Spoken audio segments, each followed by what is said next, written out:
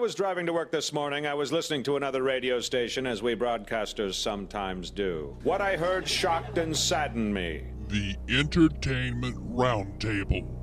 They're here, nerds. Wait, is this the group that goes around mutilating squirrels? You just mind your P's and Q's, Buster, and remember who you're dealing with. Well, at least we found them. Fortuitous, Captain. And now that we have them all together, you can't make an omelet without breaking some eggs. The Entertainment Roundtable. They make one person go, blah, blah, blah, blah, blah, and the other person go, what are you talking about? And then one person goes, blah, blah, blah, blah. Well, quite the week here in the entertainment world. We found out about not just one, not just two, actually, but heard about a third celebrity passing earlier this week. So we will talk about those a little bit later on in the show here as you have officially gotten into the weekend and the Entertainment Roundtable. I'm Steve West. Thank you very much for checking out the show. Jeff behind the board, how are you, sir? I'm doing all right. I'm not yet aware of the third celebrity of which you speak, Steve. Obviously, we heard about Robin Williams, heard about his death on Sunday, got some more details as we went through the early part of the week, found out Monday it was assumed it was suicide, pretty much confirmed by Tuesday. Tuesday, we found out screen legend Lauren Bacall had passed away.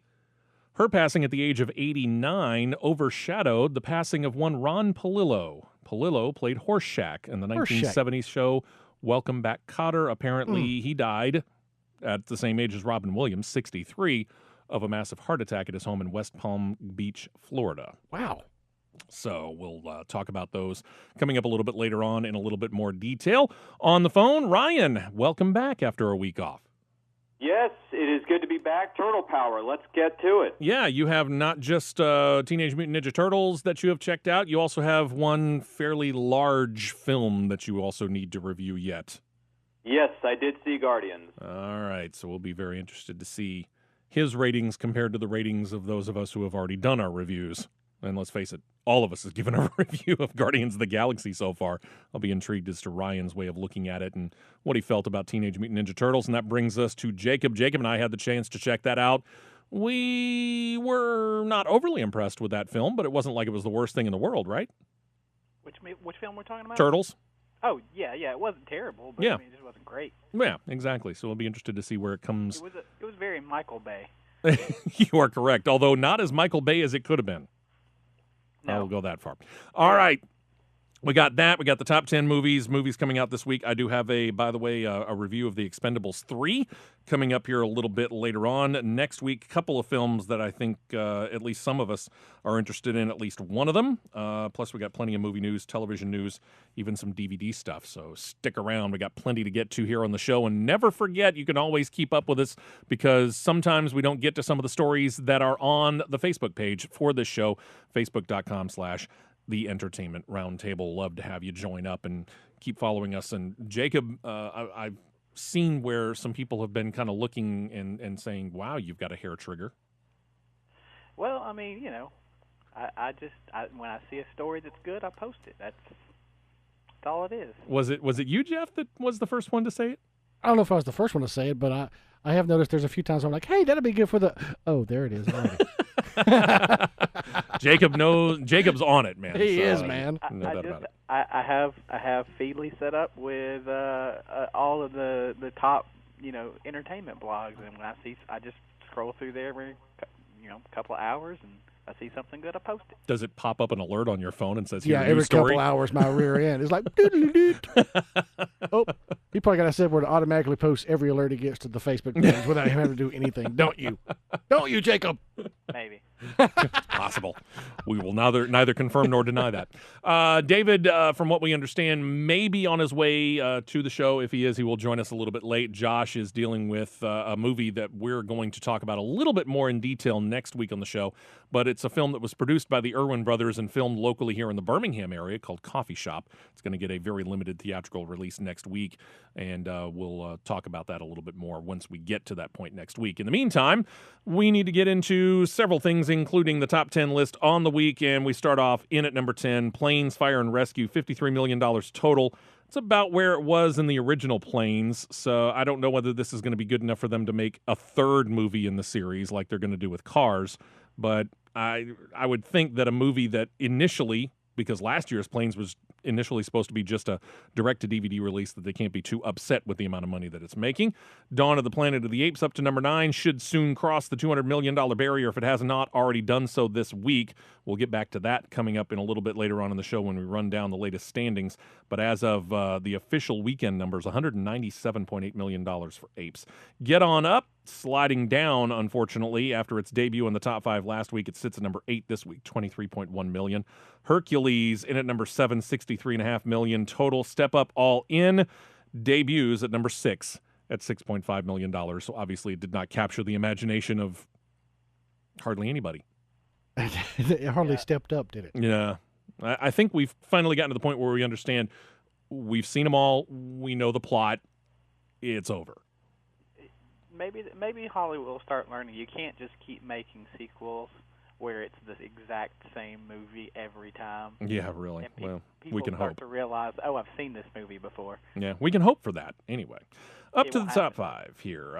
Lucy, just shy of $10 million, $9.5 million, 97.5. So I would figure by the end of this weekend, Jeff, every single one of the films that you drafted, even though Lucy was late because one of the movies that you initially had drafted was moved to next year, will have crossed the $100 million threshold. What can I say? You just had the touch this summer, didn't you? Apparently, it seems that way. I got the power. Up to number 4. A little bit of a surprise here, but a very, very critically well-reviewed film, The 100-Foot Journey, $11 million in its debut weekend. This was a film that initially was supposed to come out in very limited release. It was still in limited release, but more like 1,000 to 1,500 theaters as opposed to like 500 theaters. So $11 million, they got to be very happy there. Twister 2, otherwise known as Into the Storm, debuts to $17.3 million, and I would imagine because of what I've heard, it will begin to tank quickly. I have not heard anything good about this film, and the reviews that I've read so far are not really all that flattering either. What are you seeing over there? Oh, that's a solid 21% on the tomato meter. Wow. Well, Oh, that's rotten. How much plot can you get out of, well, tornadoes are coming? Yeah, really. Again, to me, this is Twister 2. This is the unofficial sequel to Twister. Yep, it is, yeah, except it has like 3, 4, or 5 more tornadoes involved. Whatever. You always have to up it in the sequel. The only thing what they should have done to make this movie better, put bears in the tornado. Bear-nado. Bears instead of cows. Here's the thing. Twister had a 58%. Well, yeah. Tomato meter reading. This one, there you go. 37. Okay. That brings us into the top 2 here, and a little bit of a surprise to us because as we went around the table last week, we thought that the film that was at number 2 was going to retain number 1. But Guardians of the Galaxy, despite making $42.1 million for a total of $176.5, does slide down to number 2. We've seen it before, though. Number 2 reclaiming number 1. Wouldn't shock me. It wouldn't surprise me either. But that said, we need to get one final review here on the Entertainment Roundtable of Guardians of the Galaxy, and that means, Ryan, you're up. Yes, sir. For Guardians of the Galaxy, riskiest thing Marvel has ever put out up to this point in their A game, as they've been bringing it time and time again. I liked Guardians of the Galaxy, but I didn't love it. I did not love it as much as everyone else has been saying things about it. I liked the action. The action sequences were incredible. Rocket Raccoon can kick tail and take a lot of names any day of the week and twice on Sunday, and that goes double for Gamora. They were my 2 favorite Guardians. Everyone else played their roles very well. Ronan the Accuser was somewhat of a better villain than Malekith from Thor Part 2, and what we got with the image of Thanos and him being thrown into the mix for a quick 5-minute scene was fantastic. I cannot wait to see what happens next with Thanos and Josh Brolin doing the voiceover of the character. Overall, liked the film, didn't love it. There were some comedic elements I could have gone without. I think some of the scenes that involved Peter Quill and Gamora could have been taken out. I think they could have taken things a little bit more seriously. I thought John C. Reilly was miscast in the Nova Corps and things of that nature. And then the ending was kind of like, okay, the ending was good, but it wasn't great. I was expecting a lot more from that. So at the end of the day, I would give Guardians a 7 out of 10. Am I going to go ahead and see the sequel? Yeah, but I may not enjoy it as others may have. So Ryan's 7 out of 10 drops our average down somewhere into the mid to upper 8s because everyone else pretty much gave it 8.5 and above. But that's okay. I mean, it's still one of the higher rated films we've done as a collective this year. It's pretty awesome, though, that you can give it a film a solid 7 and be the killjoy, though. Yeah, no kidding. That does say a lot. From number 2 to number 1, debuting $65.6 million, Teenage Mutant Ninja Turtles. I'd say we all, 2 of us. Jacob and myself have already reviewed it. Let's see whether Ryan agrees or disagrees with what we said. Next up, the Heroes in the Half Shell. Yeah, man, Guardians getting a dose of shell shock from last weekend. Anyway. Oh. Wow. Yeah, He went there, didn't he? He did. That was beautiful. I said it. Shell shock. Deal with it, Guardians. Anyway. Reboot time. Okay, Ninja Turtles. There was a lot of negativity going into this film, but you know what? I checked it at the door. I said I'm going to wash all that off, just sit back, relax, and enjoy the show, and I actually enjoyed it. More than I thought I would. The Turtles were good. The action was pretty good. The storyline, how they all connected together, all those things intertwining with each other was cool. The personality of the Turtles was pretty much, 4 very distinct personalities. The casting, as much as I know they're moving ahead with a sequel, I don't want Megan Fox to be in the sequel, but if she is, I'll be okay with it. Megan Fox didn't destroy this movie as many moviegoers thought she would. I'm going to give the Turtles a 7 out of 10. I like the action, like the story. There were some things they could have done differently, some things they could have done better. Here are recommendations for next time. Next time, recast April, recast the voiceover for Donatello, and if you bring in other characters, make sure it's Casey Jones, Bebop, and Rocksteady, man, because I got to tell you, this reboot, it was good, man. Like, it brought back memories of the original animated series. There was a lot of nods to that series. There was a few nods to the original movie trilogy that we got in the early 90s. So I like that they paid tribute to that. I like that they did it. So I give it a 7 out of 10, brother. Okay. That raises it up a little bit for us, but it was interesting. The first couple of sentences you said, Ryan, pretty much Jacob and I had the same idea. We walked in with very low expectations, and feel free to disagree with me, Jacob, if you want to, but we walked in with pretty low expectations about the film, and we're kind of pleasantly surprised that it didn't fall all the way down to those low expectations. Yeah, I'll agree with that. I have other issues with Ryan's 2 ratings, but I can't say those words on... So, in other words, you respectfully disagree with how he rated them? No way those 2 movies are the same rating. No way. Okay. Well, if I had to pick one over the other, I would say Turtles is, to me, was the better of the 2 between Turtles and Guardians. Let me put it that way. I think you stand on an island there, my friend. Sorry, dude. Guardians was okay, but it wasn't great. There were some comedic moments that easily could have been taken out of there. Like Peter Quill, he basically didn't take anything seriously. He's like, come on, dude, give me 1 ounce of seriousness. And he had a moment with Gamora, and you know what scene I'm talking about. And they could have done some good drama with that, but no. They had to insert the quirkiness, the nuttiness of the comedy, and that's just too much for me. That's kind of the backstory of the source material. It's always kind of kooky and fun. You guys cut it out. Yeah. All right. Let's get into some other stuff here. Pelvic sorcery. Yeah. We've got 3 films in major wide release this weekend. Among them, the comedy Let's Be Cops, Jake Johnson, Damon Wayans Jr., 2 friends who go to a costume party dressed as police officers, mistaken for the real thing, and they kind of let the power of the fake uniforms go to their heads. Got the film The Giver, starring Jeff Bridges, Meryl Streep, Brenton Thwaites. It's about a dystopian future based upon a book, by the way, from about 21 years ago, if I remember correctly, 1993, 94, somewhere in that area. I think I heard this morning. That is a world without war, pain, suffering, or choice. And because of medication, obviously no color, all's black and white. Again, based upon the best-selling book of the same name. And then the film I actually went and checked out Thursday evening from our friends down at Amstar Theaters, and went in and immediately was asked, okay, what are you going to see? Told them I'm going to see The Expendables 3. And they went, okay, I'll be very interested to see if you think as little of it as I did.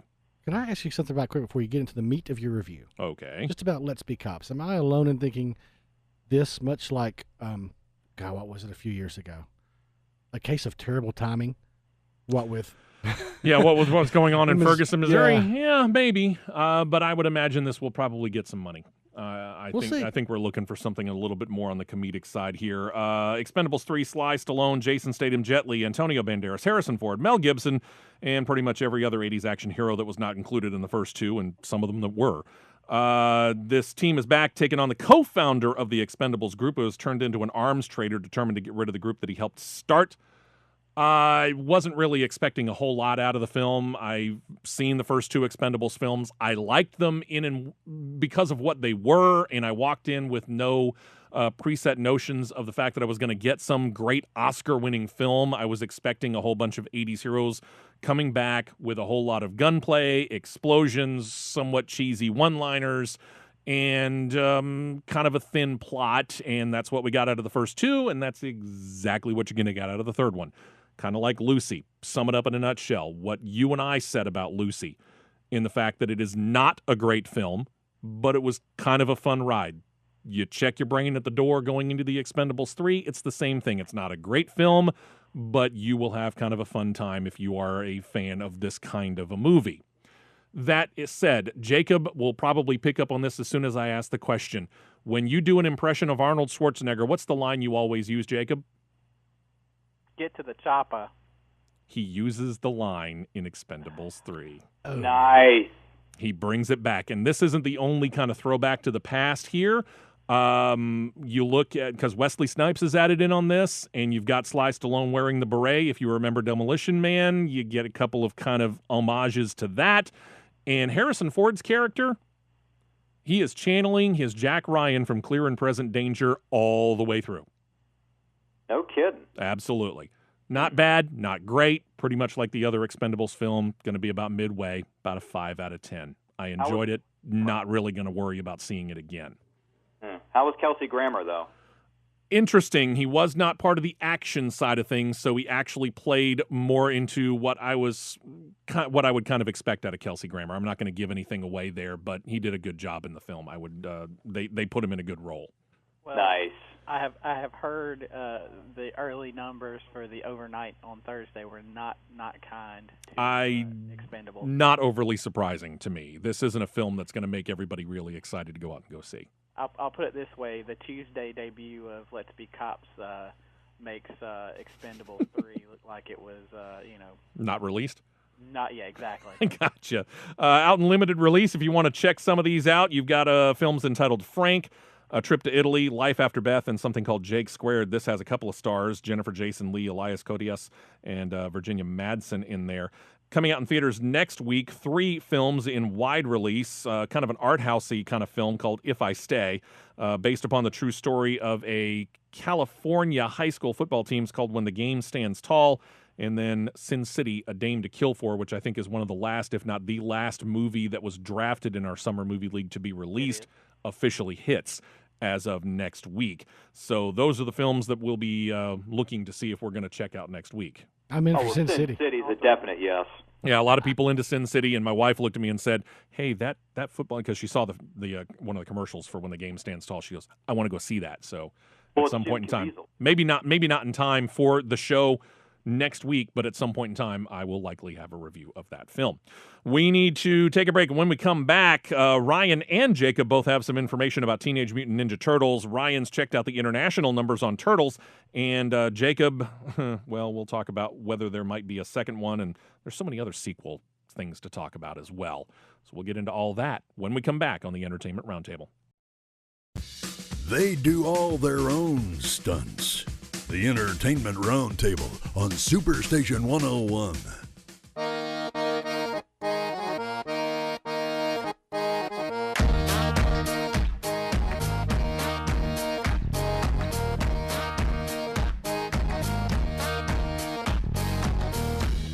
Come with me now. Come with me now. Welcome back in. Coming back to the music by the group The Congos. It is called Come Go With Me Now, or Come With Me Now is the actual name of the song. It is off of the soundtrack to The Expendables 3 and done very well as he is recruiting some people, so it tied in quite well. And it's actually a cool song. I like listening to it. I like that. All right, here we go. First up, let's talk a little bit of Turtles here. And Ryan, we come to you first on this because of the fact that you looked into the international numbers here, and is it doing as well internationally as it did here in the United States? It seems to be doing so. I mean, overseas altogether, you put it all together, it's made over $113, $115 million worldwide. So the Heroes in a Half Shell are back with a vengeance. Yeah, so it did almost the same amount around the world as it did here. And I would kind of expect it to do a little better here because this is obviously where they came. initially were brought up, and maybe internationally they might not be quite as well known. We'll have to see whether it's got, pardon the pun, legs. Jacob, if you're going to get the number one film of the week, would you then talk about a sequel? Well, yeah, I mean, it made $65 million in America in its first week, or first weekend. So yes, they are making a second one. It's going to hit sometime around May 2016, and they haven't officially said anything, but they're already hinting that they're going for TMNT fans. They're already hinting that Casey Jones, Bebop at Rocksteady, and Dimension X and Krang may be involved in the next film. Make you happy, Ryan? Oh, yeah. You kidding me? By the way, Jacob, let me put this in perspective for you. Turtles, 7. Guardians, 6.8. Deal with it. Again, that's your opinion. We don't necessarily have to agree. Ryan, let's go back to you here and another Michael Bay deal here in possible sequels. Is he talking, and this, keep in mind, the one that just came out earlier this year ranks as one of my worst of the year. I think it's right now ranked as the third worst for me of the film of the year. Transformers. That was the fourth one. Is he talking about a fifth one? Right now they're saying the possibility is very high for Transformers 5, but Michael Bay may in fact be done and pass the baton on to a new director, and thank God he will. Yeah, I think we could all agree with that. The end of a horrible, horrible era is over. I understand. Can rejoice. Well, I think you could do really good stuff with the Transformers, and the first one wasn't horrible, but as we started to look at it, it kind of just got worse from there. I would like to see some new blood taking a look at this and going after the Transformers. So if they're going to do a fifth, yeah, Michael Bay stepping away doesn't bother me a bit. No, as long as they get someone else to maybe take a crack at the script as well, because that's sort of been consistent. Well, that's true, too. Ryan, let's stick with you. You found a trailer for a bigger budget version of the book Left Behind. It was done one time before, very limited budget and not all that well. So you've gotten a first peek at this one. This one stars Nicolas Cage. Yes, it does. Based on the novel of the same name, you got Nicolas Cage, Chad Michael Murray, among others. Based on the best-selling book, it's going to hit theaters everywhere this year on October the 3rd. All right, you've seen the trailer. Give us a quick thought of what you saw when you looked at it. As far as the trailer, suddenly millions of people around the world go missing, and Nick Cage and his family are caught in the middle of it trying to discover how this is happening, why this is happening, all this kind of stuff. Has to deal with something with the apocalypse and all that kind of stuff. So, the trailer... Yeah, it looks okay. I may go out and see it, but it's not high on my priority list. Let's just put it that way. So it really didn't move the needle for you as far as whether you want to go see it or not? I probably only see it because of my boy Nick Cage. There you go. Jacob, you see the trailer? I haven't seen the trailer, but I can just imagine that Nick Cage has to steal the Dead Sea Scrolls just to get into heaven. Jeff. Yeah, I've seen the trailer, and while unfortunately, I've read the entire series of books, too, back when they originally came out, and it would make for some really, really incredible things to see on the screen as it goes on, but I think this is going to sputter. You don't think it'll do well? I think when the weekend it's released, it will be Left Behind. Oh, I see what you did there. Terrible. I see that I will end up probably watching the film, not necessarily because I have this really big urge to go see it, but probably just because of the fact that we do this show, and I feel that it is the duty to try and do so. But that said, if there's a bigger film that's coming out that same weekend, which I haven't looked at the schedule, by the way, Left Behind may not be immediately at the top of the list. Let's put it that way. You can watch the Kirk Cameron one and pretend. I did watch the Kirk Cameron one, and that's what I was talking about when I said that it was a low-budget film and it was not done too well. Okay, then. Trailer, another one here, Ryan. This one for a Kristen Stewart upcoming film. It's entitled Camp X-Ray. What's the deal here? Yes, sir. Camp X-Ray stars Kristen Stewart. She joins the military, part of something bigger herself, and when she comes from a small town. She ends up as a new guard at Guantanamo Bay, and she discovers that not everything is what it appears to be. There may be some troubling things going on behind closed doors. It's going to hit theaters everywhere on October the 17th. Is there any chance that we'll ever on screen see Kristen Stewart smile? I don't know. But I got to tell you this film is definitely a world different than her pathetic Twilight career. No, that's true. I was going to say, I'm assuming in this movie at some point she has to make a choice between the love of a vampire or a werewolf. Maybe so in Guantanamo Bay. Yeah, could be. In this case, maybe a terrorist vampire. I'm pretty sure she cracked a smile or two in Zathura. Really? Yeah. Yeah, that's true. That was a family-oriented film with Dax Shepard. Yeah, that was good. She had a crush on the astronaut, I do believe. Yeah, she always has a crush on somebody. Of course, it was kind of creepy because, never mind. Spoiler alert. Yeah, I haven't seen the film, but it's not likely that I'm going to. Jacob, let's move on to our superhero portion of the show, and you can obviously still hear Vin Diesel as Groot in Guardians of the Galaxy in theaters now, but apparently he has intimated that his role within the Marvel Universe is going to expand beyond him just saying, I am Groot. Yeah, recently on social media, he put on, and I don't have the quote, but he put on there's something about that he was going to be an Inhuman, basically hinting at that Marvel was going to create a Inhumans movie, which isn't a big surprise. Hasn't been confirmed by Marvel, but looks like they're going to do an Inhumans movie, and Vin Diesel may be a star in it. We don't know who he'll play, or if that's actually true. But if that's true, that's pretty cool. It's kind of since Marvel doesn't have access to the mutants, it's kind of Marvel's answer to the X-Men universe. It could be. The next best thing. I have to admit, kind of like Guardians of the Galaxy, I'm totally unfamiliar with that group. Do you know anything about the group? Oh, yeah, they're really cool. Yeah? Absolutely. Okay. Like the leader is called Black Bolt, and basically his power is the fact that he can level a mountain with a word, so he can't ever speak. Even a whisper would destroy anything in front of him. Wow. Okay. Yeah. Jacob, it's really cool. Jacob, your thoughts real quick. Oh yeah, you'll see some. I don't know if you'll actually see them in the movie, but they originally come from some of the alien characters from the alien races from Guardians of the Galaxy, so there may be a slight tie-in there. I could see that. All right. The man who we recently saw as portraying the Hulk in the Avengers has another job in addition to playing the Hulk, which he is, I think, contractually obligated to do for 2 more Avengers film, and possibly didn't we recently talk about a possible Hulk film itself with Mark Ruffalo? They're going to do it. Yeah, I figure they will. This one's entitled Spotlight. Tell us a little bit about it, Jacob. Well, it's a movie that Tom McCarthy and Josh Singer are doing. It's going to follow the Boston Globe journalist who exposed the Catholic Church's decade-long effort to cover up child abuse by its priests. So it's a pretty heavy, dark film, but we have Mark Ruffalo, Michael Keaton, Stanley Tucci, Rachel McAdams, Liev Schreiber, and Aaron Eckhart all kind of in talks to be in this movie. They get them all. That's some pretty heavy hitters. They have an idea of when they want to try and get this thing in theaters? Let's see. I don't see any date. Okay.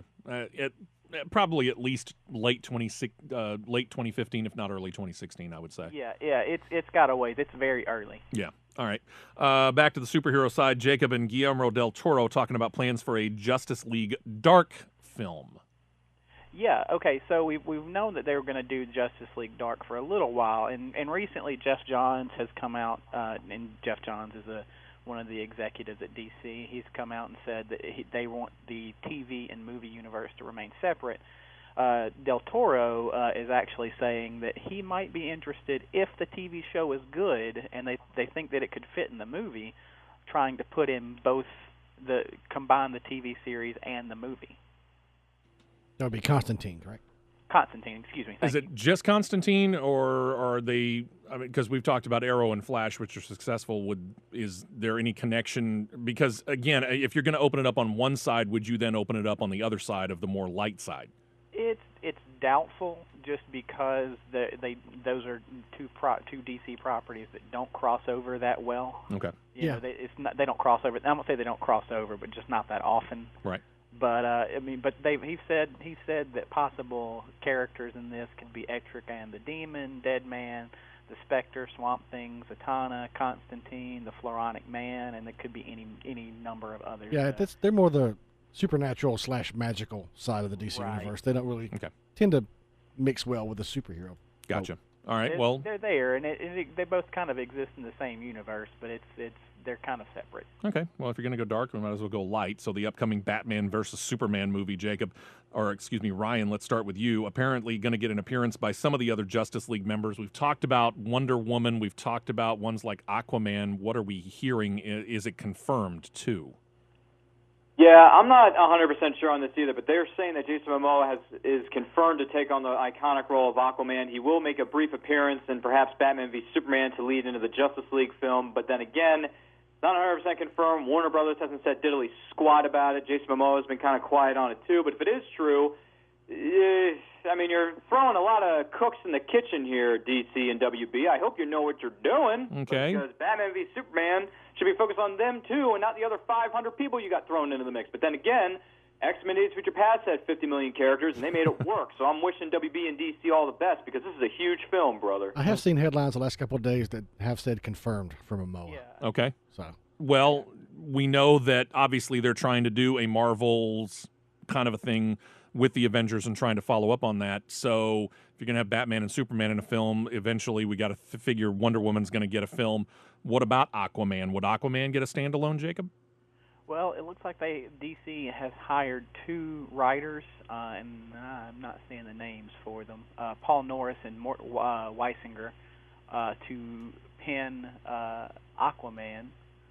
So we'll see if no, I'm sorry, that's who created it. I'm sorry, it's Will Bial and Kurt Johnston are going to be working on writing a script for Aquaman. They're going to kind of each write their own separate scripts, and then kind of DC is going to put them together and try to make it one cohesive thing, which sounds like a terrible idea. Yeah, I'm with you. This sounds. I'm sure they're going to put their best effort into it, since their script may very well be the one that gets canned. You know. Right. Okay, you got it. But they haven't announced that this is going to be true, but considering that everyone believes that Jason Momoa has secured Aquaman and Batman versus Superman, we expect that Jason Momoa will be back to play Aquaman in the solo film. Gotcha. Ryan, you found out something about a film set to come out in July of 2016. What's the film, and why are you so excited? Because I grew up with this franchise in the 90s, and I think it's time we bring it back. We make it bigger, make it faster, make it stronger than ever with a Power Rangers reboot. It has an official release date of July 22nd of 2016. So clearly Lionsgate and Saban have very much a lot of confidence in this brand. They're willing to put it out in the biggest time of the year, in the hottest time of the year. I'd say this thing could be a very good blockbuster. I say bring it. Okay. Looking forward to finding out more information as we go along. Casting set to come, I'm sure. Video games and movies, not new. Successful ones, a little bit harder to find, but it's not stopping a version of Assassin's Creed. Jacob, what have you learned about this? Yeah, it's being actually produced by Michael Fassbender, and who is going to star in the film. They said that they are actually working on the script currently, and that they have a lot of respect for the game. They really want to try to use a lot of game elements, but that they also want to try to put in a little bit of things on their own take of it too. So okay. We'll see. Unfortunately, kind of running out of time here in this segment, so let's kind of rapid fire some of these, like biopics. Apparently one in the works about the late comedian Richard Pryor. I guess the biggest question might be, Jacob, what are you hearing about who might be linked to the lead role of playing Richard Pryor? Well, apparently Mike Epps is the front runner, who had a great test for it, but also you're looking at Michael B. Jordan, Marlon Wayans, and Nick Cannon, to name a few. Michael B. Jordan might be an interesting one. Mike Epps from, what he appears in just went right out of my head. He was in Resident Evil. Okay. Yeah, I can kind of put a face to that. Maybe. I could see that. Of all the people listed, I think Mike Epps is probably the best person for that. Might be right. Ryan, trailer for an upcoming Johnny Depp film is entitled Mordecai. It was, by the way, at the beginning of Expendables 3, so I saw it. What can you tell us about it? It is about an art dealer who searches for a stolen painting that's linked to a lost bank account filled with Nazi gold. And Mordecai, playing that title character, is the one and only Johnny Weirdo Depp, along with Gwyneth Paltrow, Ewan McGregor, Aubrey Plaza, and Paul Bettany. It's going to hit theaters everywhere on February the 6th of 2015, just in time for Valentine's Day. Very odd film. I watched the preview to it. It made no sense to me. Yeah, well, it made very little sense. He's playing it for laughs, obviously. I don't know. I'm going to have to wait and find out a little bit more on this film before I get too excited or totally shove it aside. Jacob, we've often said it here on this show. No new ideas in Hollywood. More proof seems to be coming. Their plans to remake the classic Charlton Heston film with Loki himself being linked to the title role. What's the details? Yeah, Mark Burnett and Roma Downey are both wanting to reboot Ben-Hur, and they are looking at Tom Hiddleston for Charles Heston's role. Charlton, excuse me. Could be interesting. I'll have to wait and see more on this. If it's not remakes or reboots, it's sequels. Jacob, that's where Martin Lawrence comes in. He has stated that there is a third film in the works on a well-known series involving him. What's up? It looks like Bad Boys 3 is the script, or Jerry Bruckheimer is working on the script for, or at least Jerry Bruckheimer's people are working on the script for Bad Boys 3. So we might get some more Will Smith, Martin Lawrence. As long as it's more like Bad Boys 1 and not Bad Boys 2. Right. I enjoyed Bad Boys 2. I enjoyed it, but it wasn't as good as 1. Well, they threw in his sister as a potential love interest for Will Smith, which brought it down. Yeah. I would be okay with Will Smith coming back, but Martin Lawrence seems like he's getting too old for this. Well, he's got nothing better to do. Well, there's that. He's got that new show with Kelsey Grammer. Yeah. That's true, too. Yeah. What is it, FX? Apparently it's supposedly doing decent in ratings. I haven't even seen it. I've never seen it. It's called Partners. I saw a clip of it the other night, but I'm like, Martin Lawrence could do a lot better than this. I'll have to check it out at some point in time. 2 more things here, and we go to Jeff for both of them.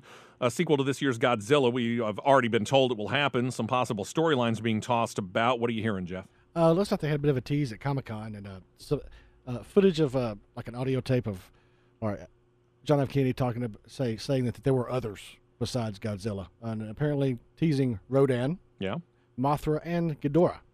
And it ended with threat assessment, conflict is inevitable, followed by, guess what? Let them fight. There you go. So. And one more note here, and this one, and correct me if you're wrong, but this is one of the first slasher films really of note, talking about Texas Chainsaw Massacre. Yeah. They already rebooted this thing one time, but they're going to try it again? Yeah, apparently there was a reboot sequel, Texas Chainsaw, last year, but now they're thinking about doing a prequel, which there was a Texas Chainsaw Massacre prequel about 8 years ago. So we can do a prequel to the prequel? The beginning, which apparently they want you to ignore. So. That's what it is. Okay. Yeah, they're not sure about any casting yet, anything like that. Just it's sort of in the basic planning stage. So they're yakking about it. They haven't figured out whether they're going to do it or not. Yeah. Writer Seth M. Sherwood has been tapped to pin it. He's got he touched up on Paranormal Activity, a couple of those films, Insidious and Sinister. So he's got some horror chops. True, but at the same time, yeah, exactly. I don't. We're going back to the same old thing here, and I think we need to find something new. I was going to say new blood, but that'd just be a really bad pun. All right, we need to take our second and final break of the show. We're going to flip over to the movie and or DVD and television side when we come back. Hope you got your popcorn, because we're back to the Entertainment Roundtable on Superstation 101.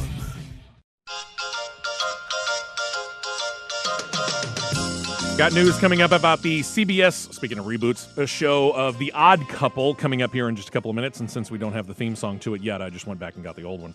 As far as what's coming out on Blu-ray or DVD next Tuesday, not a whole lot movie-wise. You've got Amazing Spider-Man 2, which, by the way, keep a watch on the Facebook page for the Entertainment Roundtable, because we will have chances for you to win. We've got not just 1, but 5 copies of the film that we're going to be giving away. Shut your mouth. 5?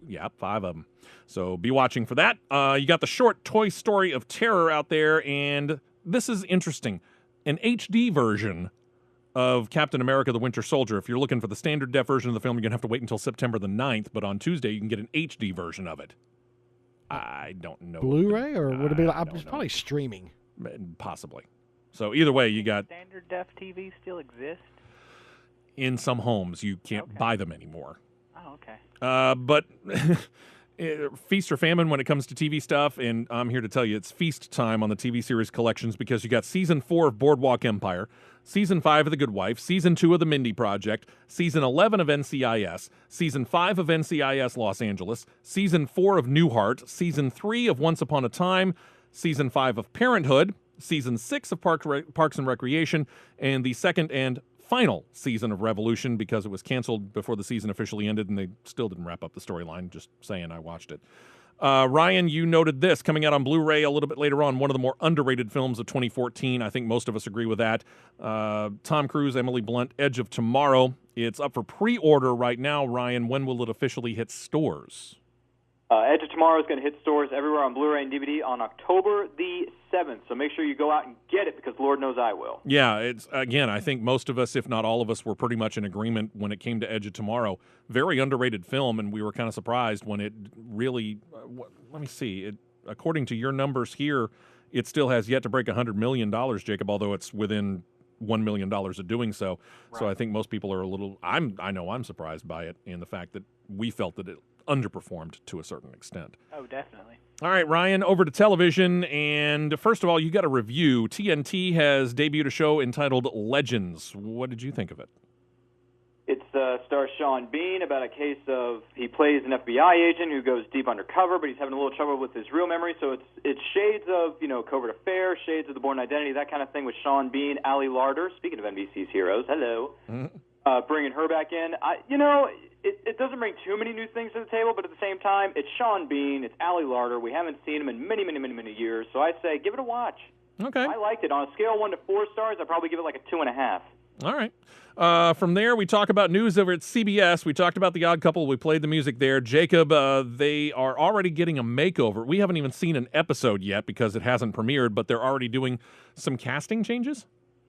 Yeah, they're switching out some stuff. The biggest one they're doing, Sarah Baker, who was originally on Go On with Matthew Perry, who plays Oscar Madison in this, is leaving, and they've recast Community's Yvette Nicole Brown to play Oscar's assistant, Danny. Okay. So, there's been a few other casting changes, but that's the big one. Does that spell trouble to you for this show? A little bit, but I don't know. Maybe they're just making it better. I don't know. Okay. Well, obviously we're about to get into the 2014-2015 TV season, so be prepared. Lots of reviews coming. I will say, the fact that Matthew Perry is aboard this is not good. Not a good sign because he has not had good luck with comedy series. I would agree. After Friends, as much as I've loved everything he's done since then, he hasn't had luck. Yeah, you talk about underrated shows. I thought Studio 60 and the Sunset Strip was actually a very good film, or movie or TV show. Over to the CW, Flash continues to kind of get fleshed out with some cast members.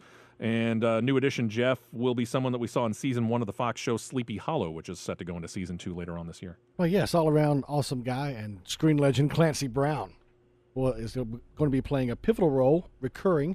Apparently it's going to be General Wade Eiling, also known as The General, who is the head of a Black Ops Army team pursuing Plastique in the hopes of using her as a human weapon.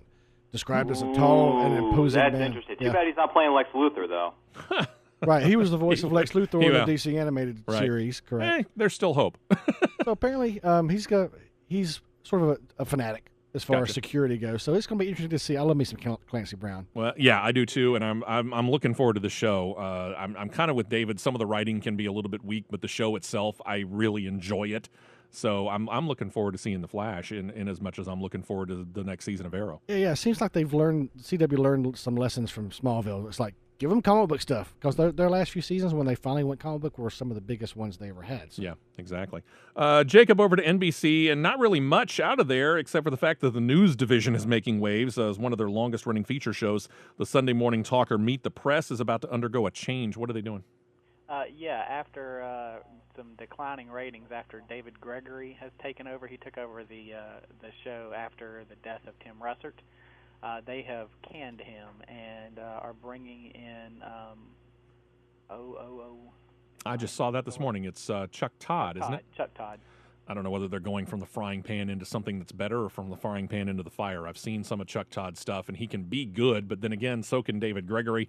I'm just not sure what kind of content he's going to bring in a long-form show like that, so not that I'll be watching a whole lot of it myself. USA, Ryan, here's a show that you like. It's called Suits. The network has informed the show of their future. What is it? Yes, sir. They have renewed it for another season. That would be Season 5, and it's going to consist of 16 fantabulous episodes. So Suits lives to fight another year. There you go. ABC Family making decisions about the future of a couple of different shows. Jacob, which shows? What's the news? All right. If you are a fan of ABC Family Switched at Birth, you'll be excited to know that it has been renewed for a 4th season. So if you like that, that's good. If you're like the rest of us, you don't care. It doesn't move the needle. Also, if you were a fan of the show Twisted, you'll be interested to know that it has been canceled after the season. And so you will be bummed out because it's not on the air anymore. And I saw the picture on this. Correct me if I'm wrong. Denise Richards was in this? Yeah, she played the mother of the teen who was accused of murder. So you can tell with Denise Richards, Richards, the acting has to be fantastic. Oh, sure. It's kind of like Megan Fox. Over to HBO, and we have talked about a series version of the early 70s Yul Brynner film Westworld, which will star Anthony Hopkins, but more cast members, and apparently they're like adding him wholesale, Jacob. Yeah, I mean, we could go on for the rest of the show and listing the members of the cast that they've added, but the two big ones that I think really need to be noted, James Marsden is going to be a influential character, although they haven't really said what he will do. Oh, he will play Teddy Flood, a mysterious new arrival to a small frontier town. So he's going to be in it, and they've also picked up Ed Harris to be a key villain. Ed Harris possibly in the Yul Brynner role. That's everything I've read. Yeah. Yeah. That's awesome. Yeah. I'll be interested to check this out. I don't have HBO. It probably will not cause me to subscribe to it, but then again, you can check out things on the internet shortly after they air initially, so I will probably check this out because I was a fan of the movie. Real quick, and I don't know how much you remember this because I didn't have it on the initial rundown, but you had seen something about plagiarism dealing with an HBO show, Jeff. Do you remember some of the details on that? I do. Apparently, True Detective, which was a very successful show from last year. It's actually Showtime, isn't it? Now that I think about it, it's is HBO. It HBO? Okay, Woody it's Harrelson, one of the two. Matthew McConaughey. Well, the showrunner and head writer Nick Pizzolatto. There was a claim of plagiarism on some of in the very first episode. Some of the most important lines that sort of define who McConaughey's character is were cribbed from a very obscure, not so well known writer named Thomas Ligotti, who writes sort of weird fiction. And with the show getting a writing Emmy nod, they sort of very brought interesting. A spotlight to it. Right. It sort of died down now with real news in the news. Well, yeah. But I thought it was very interesting because I read the article and they put what the quotes from the show next to quotes from Ligotti's writing, and apparently the spec script that Pizzolatto used to sell HBO and get McConaughey on board were even more word for word. Interesting. So, yeah, it has died down now, but it'll be interesting to see if it has any influence as far as the awards go. We'll see if this continues on. All right, we've been playing with the idea of a fifth season of the show Arrested Development. Jeff, the producers are saying it is going to happen. If they're right, when? Yeah, apparently Ted Sarandos, the Netflix's chief content officer, said a fifth season of Arrested Development was just a matter of when. But Will Arnett, 3 days later, said the answer is yes when asked if a fifth season of Arrested Development was happening while he was promoting TMNT with Jimmy Fallon. He said, the truth is that the guy who's the big boss man at Netflix, he announced it. We don't know when, but it's going to happen. So we still don't have a date. Right. Okay. Woohoo! One more note on television here. Word has the former Dexter star Michael C. Hall. He was also in the HBO show 6 Feet Under. He's been attached to a mini-series of a Stanley Kubrick drama entitled God-Fearing Man. This has found a home, or has this found a home, Jacob?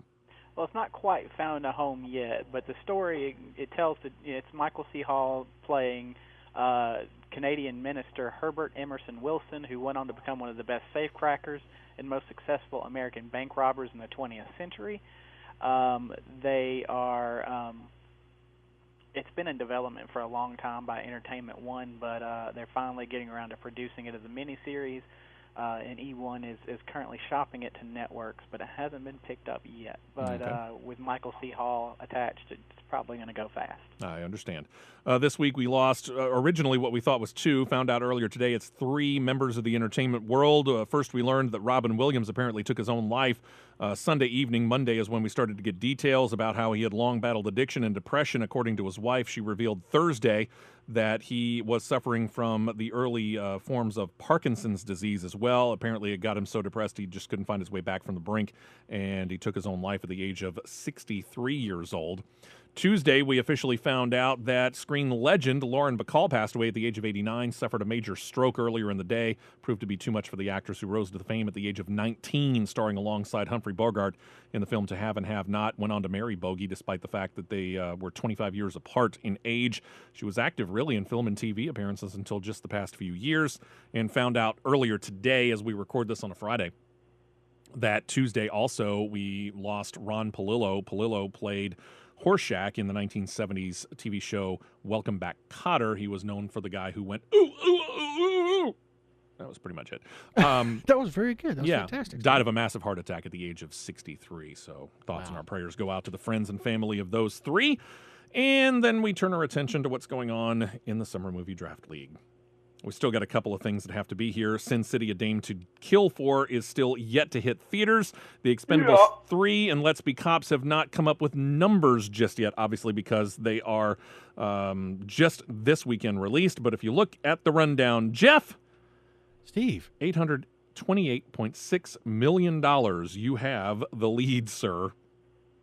Lucy This whole still thing was earning? rigged from the get-go. According to the numbers that Jacob came up with, official as of what, Wednesday?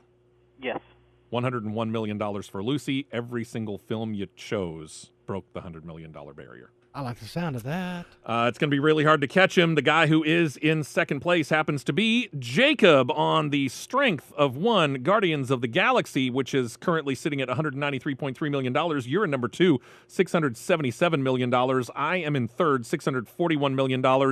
I am done.